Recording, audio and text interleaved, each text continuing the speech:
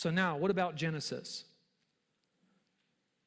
To just get us started in the book of Genesis. Who wrote Genesis? Moses. At least mostly Moses. There are a couple places in Genesis, well, there are a couple places in the Torah more broadly, where there will be a statement made where you're like, Moses probably didn't write that statement. Because it's a statement like, in that day, this was called such and such whatever, and it's called this down to this very day. And then you can read in other parts of the Bible where it's like, that very day when it was called that was probably after Moses was dead. So there's certain places where it's like, oh, there's like a scribe came in, but that doesn't make it any less inspired. Okay? So Moses wrote mostly the Bible, mostly the Torah. To whom was the Torah written? Yes, to the Hebrew people. Specifically, I think, the generation that came out of slavery in Egypt. So you have a generation of people coming out of Egypt and they're slaves for 400 years. So what is the purpose of the Torah then? What is the purpose of Genesis? I think originally the purpose was to give ancient Israel a sense of who they were and what their place in the world was. Right? Israel had been in slavery for 400 years. One effect of slavery is to dehumanize people such that they end up with no sense of identity. And so I think that the Torah is given to Israel partially so that they might have answers to some of the deep and profound questions attached to that issue of identity. Questions like, who is God? Right? We've been in slavery for 400 years. Who is God? And does he care about what's happening to us? What sort of world do we live in? Who are we? What is wrong with the world? What's wrong with humanity? What's wrong with me? What is my meaning, my purpose, my value? I think these are questions that a people coming out of 400 years in slavery would be asking, and I think Genesis is written to give them answers.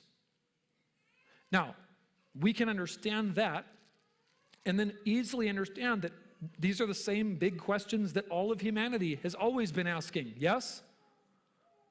All of humanity has always been asking these. Still thousands of years later, we're still asking these questions. What is a human? What is the value of a human being? What kind of world do we live in? Is there a God? If so, who is he, she? Who are they? Whatever it is, right? What's really going on around here? And our culture has absolutely terrifying answers to those questions.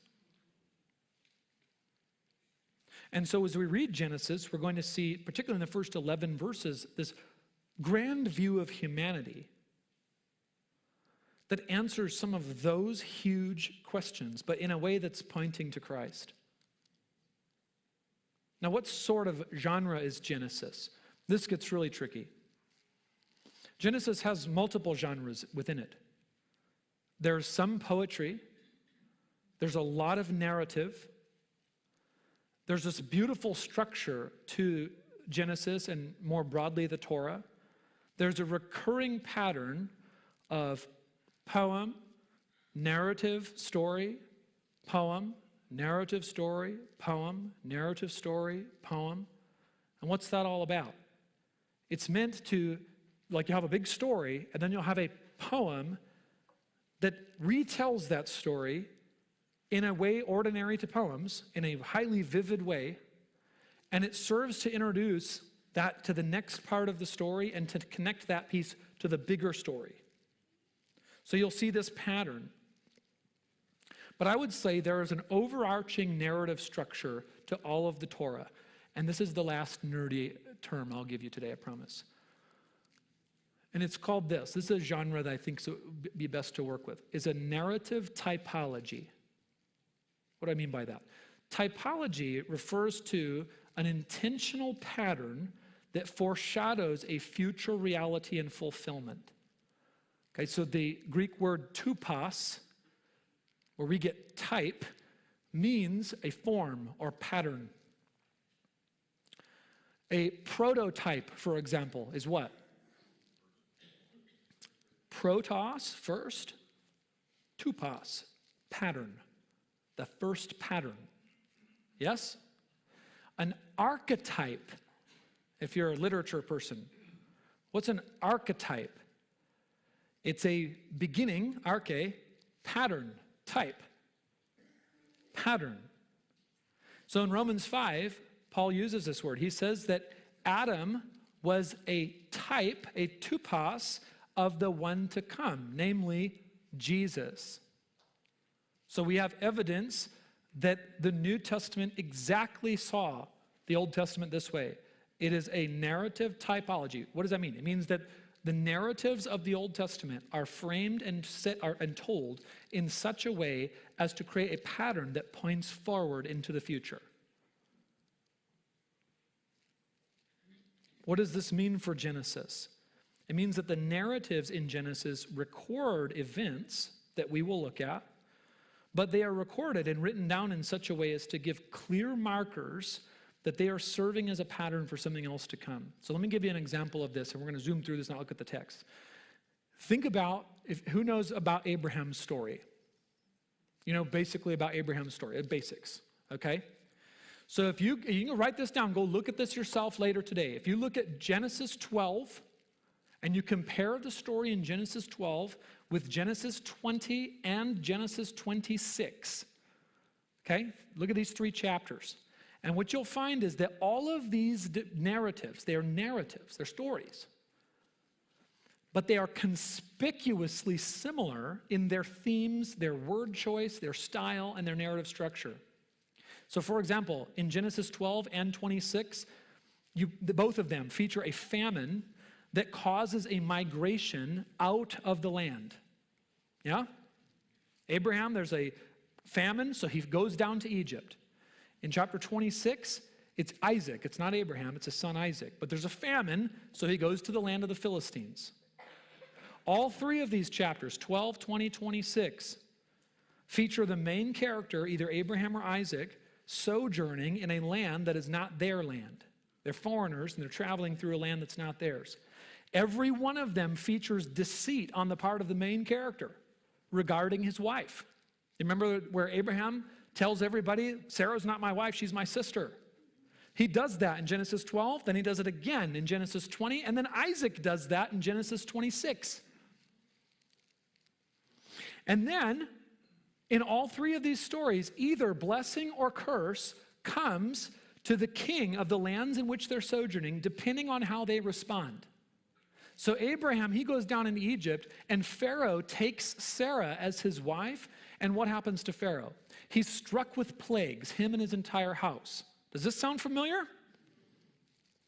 And because of that, he sends Abraham out. He's like, get out of here, man. In chapter 20, Abraham's in the land of Gerar, and the king there is named Abimelech.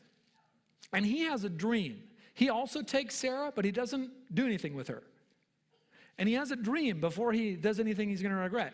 And in the dream, God comes to him and tells him, he rebukes him. So he asks Abraham, what is going on? What have you done to me? And then he blesses Abraham. He gives Sarah back to him. He doesn't do anything wrong with her, and he is blessed. Then later, Abimelech is still the king when Isaac, Abraham's son, in chapter 26, does the same doggone thing.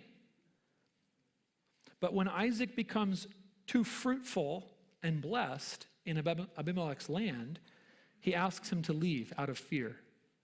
He says, Isaac, you get out of here because you're becoming too big of a deal. So all of these stories are bound up together. They're all very similar. Do you understand? Yes? And again, you go investigate it more yourself. So what it means is that Genesis 12 is actually providing a pattern that Genesis 20 picks up on, and Genesis 26 picks up on that. And then you get to Genesis 41. And Genesis 41 begins a story that lasts really the rest of the Torah. And that story is the story of Jacob, who's later renamed to Israel. And what happens with him? Because of a famine, Jacob's family flees, and they go into Egypt, and they are sojourners in a land that is not theirs. They end up enslaved by a wicked Pharaoh that is afraid of them because they are too fruitful and blessed. Pharaoh is struck with plagues because of his dishonorable treatment of Israel, right? So Abraham's story is Israel's story. Do you understand this? So what's the point? Well, in all of these stories, what's being seen is exactly what God tells Abraham in Genesis 12. That whoever blesses you, I will bless, but whoever curses you, I will curse. So whoever responds well to Abraham is blessed by association with him. And whoever dishonors Abraham is cursed because of their dishonoring of him. And this becomes a pattern for how people respond to Israel. There's a lot more there, but the basic idea is that that's just one example. But when I say narrative typology, what I mean is that the stories of the Old Testament, and the Torah in particular, and Genesis in particular, they are written and framed in such a way as to create a consistent and building pattern to where what you see then is by the time you get to Israel, you're like, oh, Israel's story has already been told in the person of Abraham. But then, like I said, the whole doggone thing's about Jesus. So when we get to the New Testament, we see that Israel's story is told in the life of Jesus, that it's all pointing to him. If you recall back in Matthew, Jesus' parents flee because of danger to where? Egypt. And then Jesus comes out of Egypt, which Matthew's gospel sees as an ultimate fulfillment of Hosea chapter 11. Hosea chapter 11 and verse 1 says, when Israel was a child, I loved him, and out of Egypt I called my son.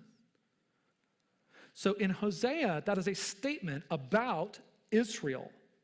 But in Matthew, Jesus says, no, that's a statement about Jesus ultimately. In Matthew 2, verse 13, when they had departed, behold, an angel of the Lord appeared to Joseph in a dream and said, rise, take the child and his mother, flee to Egypt, and remain there until I tell you, for Herod is about to search for the child to destroy him. And he rose and took the child and his mother by night and departed to Egypt and remained there until the death of Herod. This was to fulfill what the Lord had spoken by the prophet. Out of Egypt I called my son. And then what happens? People are either blessed or cursed, depending on how they respond to Jesus. Do you see that? Abraham's story is also Isaac's story. It's also Israel's story. And all of that actually starts way back in the Garden of Eden. And all of it is pointing forward to Jesus. And all of the Bible is this. The whole thing is this. All of it foreshadows him. All of it points